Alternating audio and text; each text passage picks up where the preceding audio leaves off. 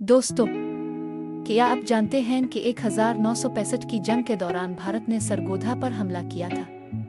और यही वो दिन था जब एक पाकिस्तानी पायलट ने ऐसा रिकॉर्ड कायम किया कि आज भी दुनिया हैरान है। जी हाँ, मोहम्मद महमूद आलम, वो पायलट जिन्होंने 1 मिनट से भी कम वक्त में 5 भारतीय लड़ाका तैयारों को मार गिराया था। लेकिन सवाल ये पैदा होता है कि क्या वाकई ऐसा मुमकिन है? पाकिस्तानी फिजाइया के रिकॉर्ड के मुताबिक जब भारतीय लड़ाका तैयारे सरगोधा की हुदूद में दाखिल हुए तो उनका हदफ सरगोधा एयरबेस था, मगर वो ये नहीं जानते थे कि पाक फिजाइया के सीबर तैयारों की एक फॉर्मेशन पहले ही फिजा में मौजूद है और उन्हीं में शामिल थे एमएम आलम। भारतीय तैयारे जैसे ही करीब आए, एमएम आलम ने एक लम्हा ज़ाय किए बगैर पहला रॉकेट फायर किया और दुश्मन का तैयारा तबाह होकर जमीन पर जा गिरा। अब मोहम्मद महमूद आलम के सामने 4 मजीद भारतीय तैयारे थे जो एक सीधी लाइन में फॉर्मेशन बनाकर अलिफा रहे थे, और यही उनकी सबसे बड़ी गलती थी, क्योंकि जब दुश्मन आपके पीछे आ जाए तो फॉर्मेशन तोड़ देना जरूरी होता है। मगर भारतीय पायलट्स ने ऐसा नहीं किया। इस वक्त एमएम आलम के तैयारे में सिर्फ कैनन बाकी थी। उन्होंने निशाना लिया, फायर किया और लम्हों में 4 भारतीय तैयारे आग